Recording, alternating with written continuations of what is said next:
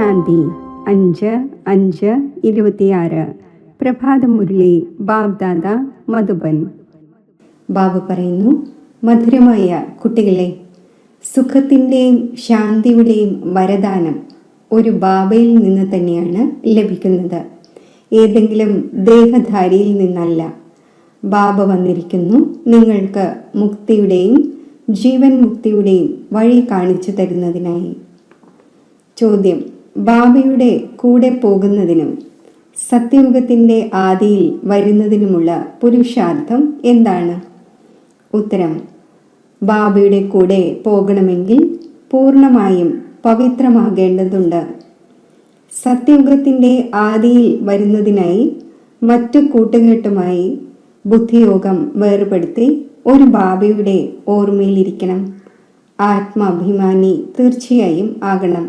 ഒരു ബാബയുടെ മതമനുസരിച്ച് നടക്കുമെങ്കിൽ ഉയർന്ന പദവിയുടെ അധികാരം ലഭിക്കും.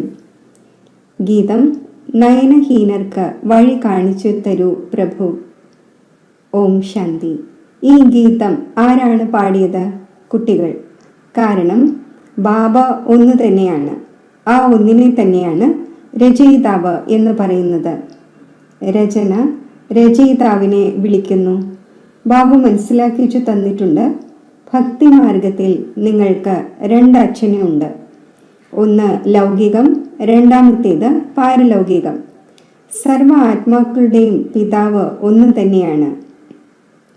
ഒരു പിതാവ് ആയത് കാരണം സർവ ആത്മാക്കളും സ്വയം ബ്രദേഴ്സ് എന്ന് പറയുന്നു. ആ പിതാവിനെ വിളിക്കുന്നു, ഓ ഗോഡ് ഫാദർ, ഓ പരംപിത, ദയവ് കാണിക്കൂ, മാപ്പ് തരൂ. ഭക്തരുടെ രക്ഷകൻ ഒരു ഭഗവാൻ തന്നെയാണ്. ആദ്യം ഇത് മനസ്സിലാക്കിച്ചു കൊടുക്കേണ്ടി വരും. നമുക്ക് 2 പിതാവുണ്ട്. ഇപ്പോൾ പാരലൗകിക പിതാവാണെങ്കിൽ സർവരുടെയും ഒന്ന് തന്നെയാണ്. ബാക്കി ലൗകിക പിതാവ് ഓരോരുത്തർക്കും വേറെ വേറെയാണ്. ഇപ്പോൾ ലൗകിക പിതാവാണോ വലുത്, അതോ പാരലൗകിക പിതാവാണോ വലുത്? ലൗകിക പിതാവിനെ ഒരിക്കലും ഭഗവാൻ എന്നോ പരംപിതാവെന്നോ പറയില്ല. ആത്മാവിൻ്റെ പിതാവ് ഒരേ ഒരു പരംപിത പരമാത്മാവാണ്. ആത്മാവിൻ്റെ നാമം ഒരിക്കലും മാറുന്നില്ല. ശരീരത്തിൻ്റെ നാമം മാറുന്നു. ആത്മാവ് പല പല ശരീരമെടുത്ത് പാർട്ട് അഭിനയിക്കുന്നു, അതായത് പുനർജന്മം എടുക്കുന്നു.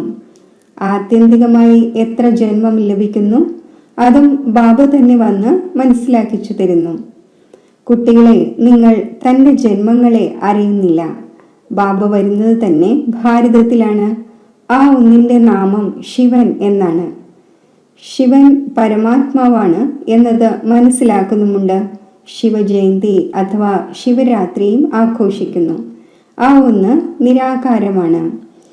ആത്മാവും നിരാകാരമാണ്. നിരാകാരത്തിൽ നിന്നും സാകാരത്തിൽ പാർട്ട് അഭിനയിക്കുവാൻ വരുന്നു.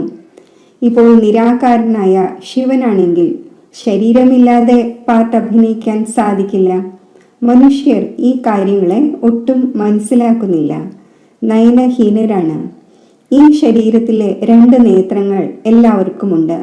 ജ്ഞാനത്തിൻ്റെ 3ാമത്തെ നേത്രം ആത്മാവിനില്ല. അതിനെ ദിവ്യ ചക്ഷുസ് എന്നും പറയുന്നു. ആത്മാവ് സ്വന്തം പിതാവിനെ മറന്നുപോയി. അതിനാൽ വിളിക്കുന്നു, നയനഹീനർക്ക് വഴി പറഞ്ഞു തരൂ. എവിടേക്കുള്ള വഴിയാണ്? ശാന്തിധാമത്തിൻ്റെയും സുഖധാമത്തിൻ്റെയും. സർവരുടെയും സദ്ഗതി ദാതാവും സദ്ഗുരുവും ഒന്ന് തന്നെയാണ്. മനുഷ്യന്റെ ഗുരുവായി സദ്ഗതി നൽകാൻ സാധിക്കില്ല. സ്വയവും സദ്ഗതി നേടുന്നില്ല, മറ്റുള്ളവർക്കും നൽകുന്നില്ല. ഒരു ബാബ തന്നെയാണ് സർവർക്കും സദ്ഗതി നൽകുന്നത്. അൽഫാകുന്ന ആ ബാബയെ തന്നെ ഓർമ്മിക്കണം.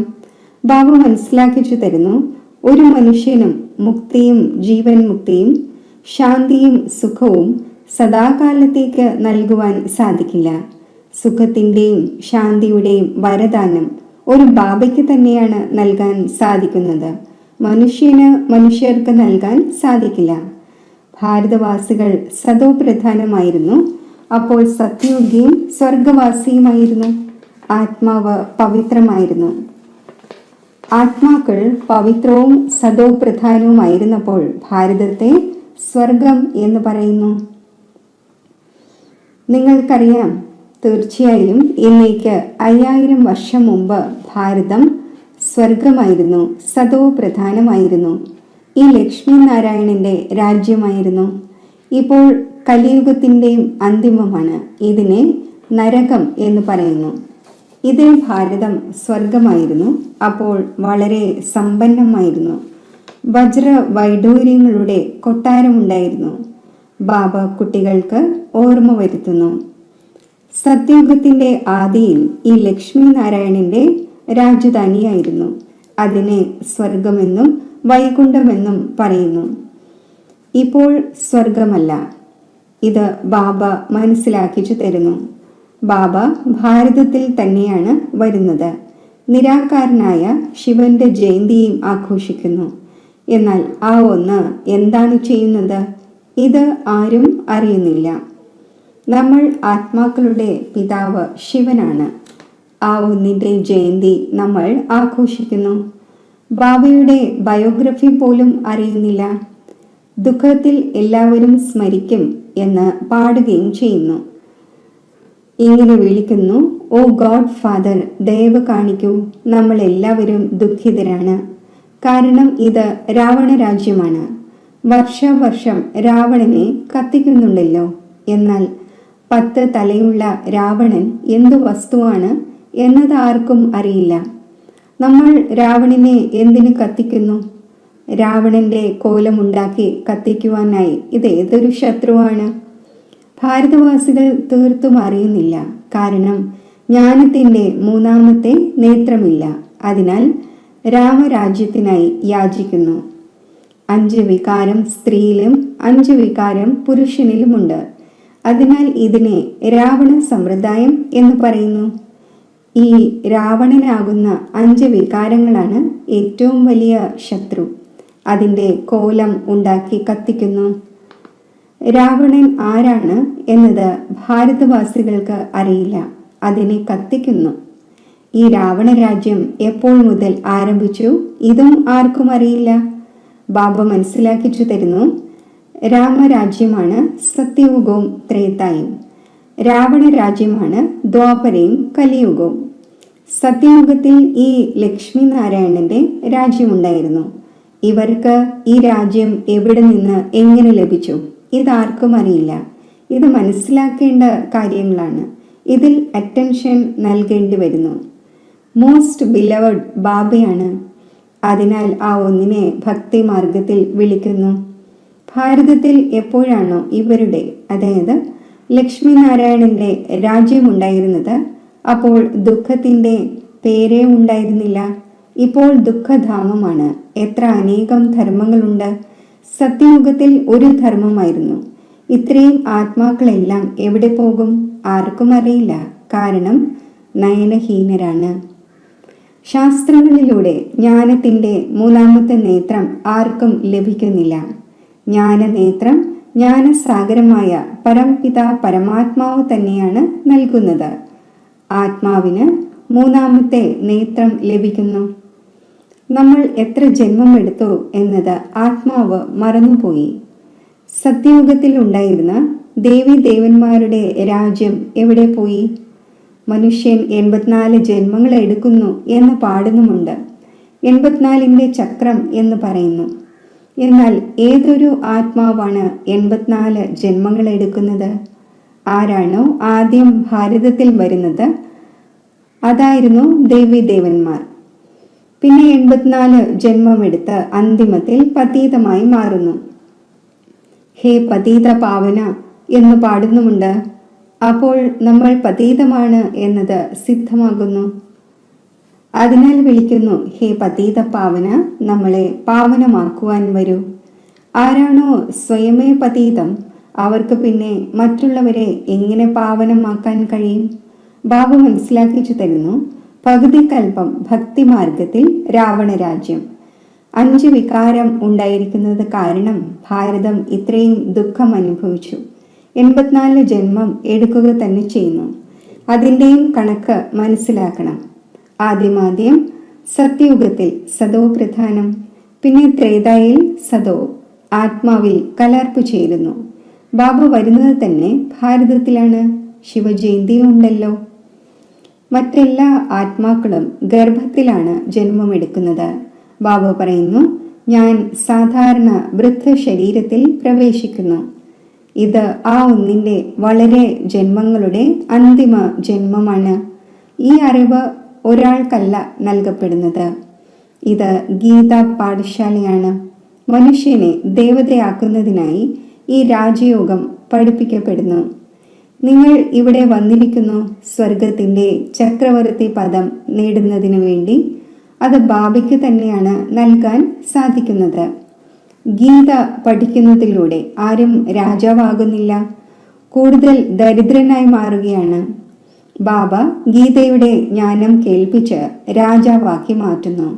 മറ്റുള്ളവരിലൂടെ ഗീത കേട്ട് ദരിദ്രമായി പോയി. ഭാരതത്തിൽ എപ്പോഴാണോ ഈ ലക്ഷ്മി നാരായണന്റെ രാജ്യമുണ്ടായിരുന്നത്, അപ്പോൾ പ്യൂരിറ്റി, പീസ്, പ്രോസ്പെറിറ്റി ഉണ്ടായിരുന്നു. പവിത്ര ഗൃഹസ്ഥാശ്രമം ആയിരുന്നു. അവിടെ ഹിംസയുടെ പേരേ ഉണ്ടായിരുന്നില്ല. പിന്നെ ദ്വാപരം മുതൽ ഹിംസ ആരംഭിച്ചു.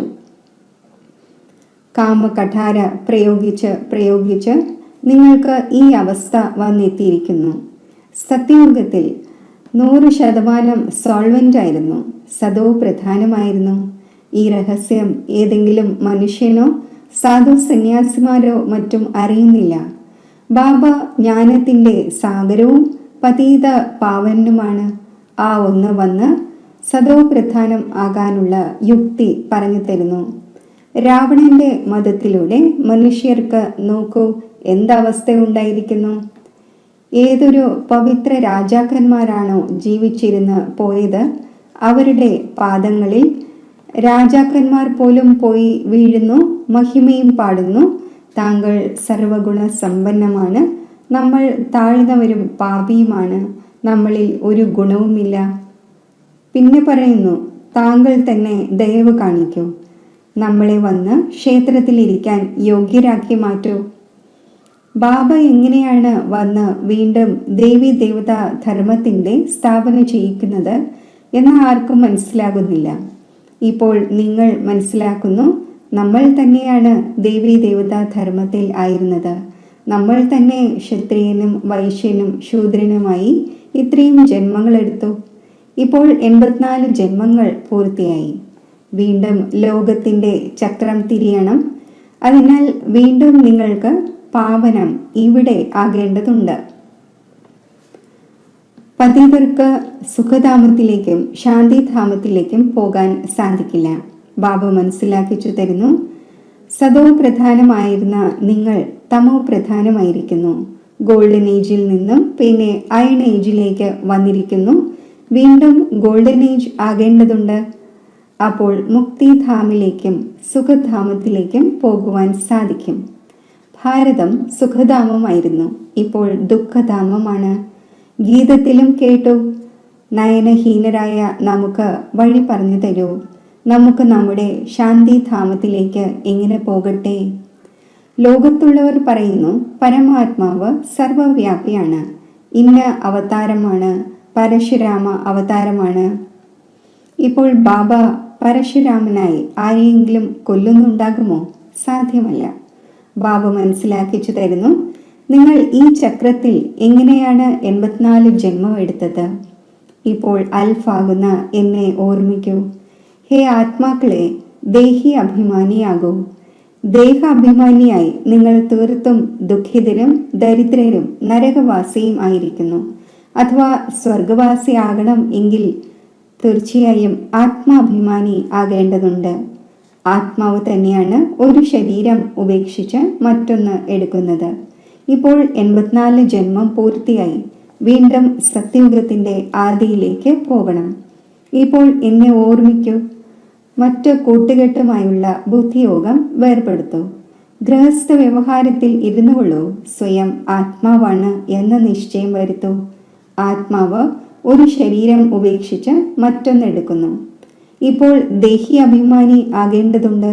എന്നെ ഓർമ്മിക്കൂ, എങ്കിൽ മാലിന്യമെല്ലാം കത്തിപ്പോകും. നിങ്ങൾ പവിത്രമായി മാറും. പിന്നെ ഞാൻ എല്ലാ കുട്ടികളെയും കൊണ്ടുപോകും. അഥവാ എൻ്റെ മതം അനുസരിച്ച് നടക്കില്ല എങ്കിൽ ഇത്രയും ഉയർന്ന പദവി നേടില്ല. ഈ ലക്ഷ്മി നാരായണൻ്റേതാണ് ഉയർന്ന പദവി. എപ്പോഴാണോ ഇവരുടെ രാജ്യം ഉണ്ടായിരുന്നത് അപ്പോൾ മറ്റൊരു ധർമ്മവും ഉണ്ടായിരുന്നില്ല. ദ്വാപരം മുതൽ പിന്നെ മറ്റു ധർമ്മങ്ങൾ വരുന്നു. സത്യയുഗത്തിൽ മനുഷ്യരും കുറച്ചു പേരാണ് ഉണ്ടായിരിക്കുന്നത്. ഇപ്പോഴാണെങ്കിൽ വളരെയധികം ധർമ്മങ്ങൾ ഉള്ളത് കാരണം എത്ര ദുഃഖിതരായിരിക്കുന്നു. അതേ ദേവി ദേവതാ ധർമ്മത്തിലുള്ളവർ ഇപ്പോൾ പിന്നെ പതീതം ആയത് കാരണം സ്വയം ദേവത എന്ന് പറയുന്നില്ല, ഹിന്ദു എന്ന നാമം വെച്ചിരിക്കുന്നു. ഹിന്ദു എന്നത് ഒരു ധർമ്മമല്ല. ബാബ മനസ്സിലാക്കിച്ചു തരുന്നു, രാവണൻ നിങ്ങളെ ഇങ്ങനെയാക്കി മാറ്റി. നിങ്ങൾ എപ്പോഴാണോ യോഗ്യ ദേവി ദേവതയായിരുന്നത് അപ്പോൾ മുഴുവൻ വിശ്വത്തിൻ്റെ മേലും രാജ്യമുണ്ടായിരുന്നു. എല്ലാവരും സുഖമുള്ളവരായിരുന്നു. ഇപ്പോൾ ദുഃഖിതരായിരിക്കുന്നു. ഭാരതം ഹെവനായിരുന്നു, അത് ഇപ്പോൾ ഹെല്ലായിരിക്കുന്നു. വീണ്ടും ഹെല്ലിനെ ഹെവനാക്കുവാൻ ബാബയ്ക്കല്ലാതെ മറ്റാർക്കും സാധിക്കില്ല. ദേവതമാരെ സമ്പൂർണ്ണ നിർവികാരി എന്ന് പറയുന്നു. ഇവിടെയുള്ള മനുഷ്യരാണെങ്കിൽ സമ്പൂർണ്ണ വികാരിയാണ്. ഇവരെ പറയുന്നത് പതീതം എന്നാണ്. ഭാരതം ശിവാലയമായിരുന്നു. ശിവ് ബാബയാൽ സ്ഥാപിക്കപ്പെട്ടതായിരുന്നു. ബാബ സ്വർഗം നിർമ്മിക്കുന്നു. പിന്നെ രാവണൻ നരകമുണ്ടാക്കുന്നു. രാവണൻ ശാപം നൽകുന്നു. ബാബ 21 ജന്മത്തേക്ക് സമ്പത്ത് നൽകുന്നു. ഇപ്പോൾ നിങ്ങൾ ഓരോരുത്തരും ബാബയെ തന്നെ ഓർമ്മിക്കൂ. ഏതെങ്കിലും ദേഹധാരിയെ അല്ല. ദേഹധാരിയെ ഭഗവാൻ എന്ന് പറയില്ല. ഭഗവാൻ ഒന്നേ ഉള്ളൂ. ബാബയാണെങ്കിൽ പരിധിയില്ലാത്ത സമ്പത്ത് നൽകുന്നു. പിന്നെ രാവണൻ ശപിക്കപ്പെട്ടവരാക്കുന്നു. ഈ സമയം ഭാരതം ശപിക്കപ്പെട്ടതാണ്. വളരെ ദുഃഖിതമാണ്. ഇപ്പോൾ ഈ രാവണന്റെ മേൽ ജയം നേടണം. ദാനം നൽകുമെങ്കിൽ ഗ്രഹണം മാറും എന്ന പാടപ്പെടുകയും ചെയ്യുന്നു. ആ ഗ്രഹണം ബാധിക്കുന്നത് ഭൂമിയുടെ നിഴലാണ്. ഇപ്പോൾ ബാബ പറയുന്നു, നിങ്ങളുടെ മേൽ 5 വികാരങ്ങളാകുന്ന രാവണന്റെ ഗ്രഹണമുണ്ട്. ഈ 5 വികാരങ്ങൾ ദാനമായി നൽകണം. ആദ്യമായി ഈ ദാനം നൽകൂ. നമ്മൾ ഒരിക്കലും വികാരത്തിലേക്ക് പോകില്ല. ഈ കാമകഠാരി തന്നെയാണ് മനുഷ്യനെ പതീതമാക്കി മാറ്റുന്നത്. ശരി, മധുരമായ വളരെ കാലം വേർപിരിഞ്ഞ ശേഷം തിരിച്ചു കിട്ടിയ കുട്ടികൾക്ക് മാതാവും പിതാവുമായ ബാബ്ദാദയുടെ സ്നേഹസ്മരണകൾ. Good morning. ആത്മീയ അച്ഛൻ്റെ ആത്മീയ കുട്ടികൾക്ക് നമസ്തേ. ധാരണയ്ക്കുള്ള മുഖ്യസാരം. ബാബ ഏതൊരു നോളജ് നൽകുന്നു അതിൽ പൂർണ്ണ അറ്റൻഷൻ നൽകി പഠിക്കണം. ജ്ഞാനത്തിൻ്റെ 3ാമത്തെ നേത്രത്തിലൂടെ തൻ്റെ 84 ജന്മങ്ങളെ അറിഞ്ഞ് ഇപ്പോൾ അന്തിമ ജന്മത്തിൽ പാവനമാകണം. രാവണന്റെ ശാപത്തിൽ നിന്നും രക്ഷപ്പെടുന്നതിനായി ഒരു ബാബയുടെ ഓർമ്മയിലിരിക്കണം. 5 വികാരങ്ങളും ദാനം ചെയ്യണം. ഒരു ബാബയുടെ മതത്തിലൂടെ നടക്കണം. വരദാനം. കിരീടവും തിലകവും ധാരണ ചെയ്ത ബാബ്ദാദയുടെ സഹായി ആകുന്ന ഹൃദയ സിംഹാസനസ്ഥരായി ഭവിക്കട്ടെ. ആരെങ്കിലും സിംഹാസനത്തിൽ ഇരിക്കുമ്പോൾ തിലകവും കിരീടവും അവരുടെ അടയാളം ആയിരിക്കും. ഇതേപോലെ ആരാണോ ഹൃദയ സിംഹാസനസ്ഥർ അവരുടെ മസ്തകത്തിൽ സദാ അവിനാശി ആത്മാവിൻ്റെ സ്ഥിതിയുടെ തിലകം ദൂരെ നിന്ന് തന്നെ തിളങ്ങുന്നതായി കാണപ്പെടുന്നു. സർവ ആത്മാക്കളുടെയും മംഗളത്തിൻ്റെ ശുഭഭാവന അവരുടെ നയനങ്ങളിലൂടെയും മുഖത്തിലൂടെയും കാണപ്പെടുന്നു. അവരുടെ ഓരോ സങ്കല്പവും വാക്കും കർമ്മവും ബാബയ്ക്ക് സമാനം ആയിരിക്കും. സ്ലോഗൻ. സരളമായ ഓർമ്മയ്ക്ക് വേണ്ടി സരളതയുടെ ഗുണം ധാരണ ചെയ്യൂ. സംസ്കാരങ്ങളെ സരളമാക്കൂ. അവ്യക്ത സൂചന. സദാ അചഞ്ചലവും ആടാത്തതും ഏകരസവുമായ സ്ഥിതി അനുഭവിക്കൂ. ആർക്കാണോ ഡ്രാമയുടെ ജ്ഞാനത്തിൻ്റെ ശക്തിയുടെ ധാരണ പ്രാക്ടിക്കൽ ജീവിതത്തിലുള്ളത് അവർ ഒരിക്കലും ചഞ്ചലതയിൽ വരുക സാധ്യമല്ല. സദാ ഏകരസവും അചഞ്ചലവും ആടാത്തവരും ആക്കുന്നതിൻ്റെയും വിശേഷ ശക്തി ഈ ഡ്രാമയുടെ പോയിന്റാണ്. ഇതിനെ ശക്തിയുടെ രൂപത്തിൽ ധാരണ ചെയ്യുന്നവർ ഒരിക്കലും തോൽക്കുക സാധ്യമല്ല. ഈ മംഗളകാരിയായ ഡ്രാമയുടെ ഓരോ സീനിലും ഏതെങ്കിലുമൊക്കെ മംഗളം അടങ്ങിയിട്ടുണ്ട്. ക്ഷമയുള്ളവരായി സാക്ഷിയായി നോക്കുന്നതിൻ്റെ അഭ്യാസം ചെയ്യൂ. അപ്പോൾ അചഞ്ചലവും ആടാത്തതും ആയിരിക്കും. ഓം ശാന്തി.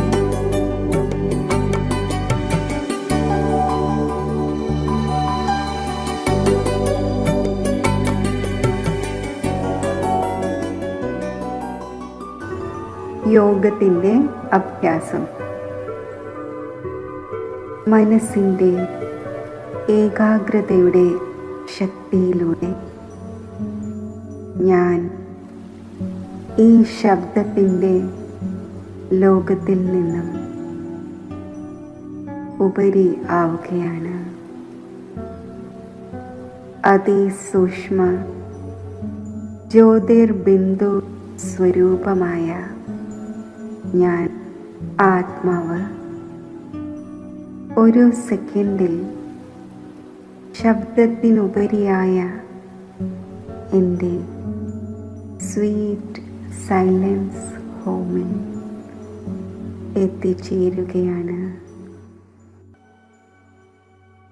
മധുരമായ നിശബ്ദത നിറഞ്ഞ ശാന്തത നിറഞ്ഞ ഈ ലോകത്തിൽ ഞാൻ എൻ്റെ അനാദി സ്വരൂപത്തിൽ സ്ഥിതി ചെയ്യുകയാണ്.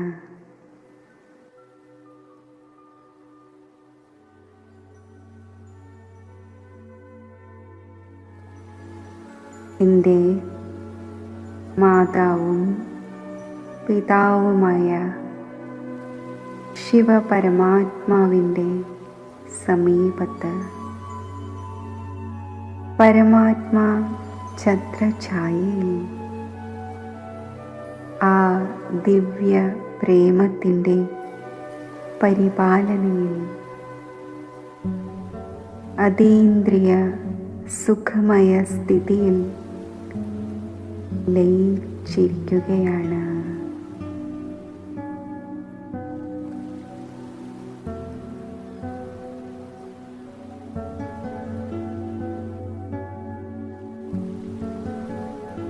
ഈ ദിവ്യ സ്നേഹത്തിൻ്റെ ഛത്രഛായയിൽ ഞാൻ സർവ വരദാനങ്ങൾ കൊണ്ടും സമ്പന്നമായി സന്തുഷ്ടമണി ആയിരിക്കുന്നു. എന്നിൽ നിന്നും സന്തോഷത്തിൻ്റെ അലകൾ നാനാഭാഗത്തും വ്യാപിക്കുകയാണ്.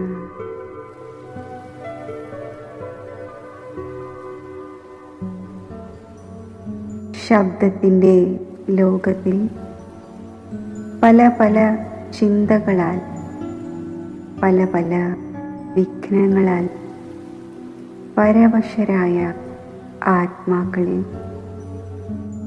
ഈ സന്തുഷ്ടതയുടെ അലകൾ എത്തിച്ചേരട്ടെ.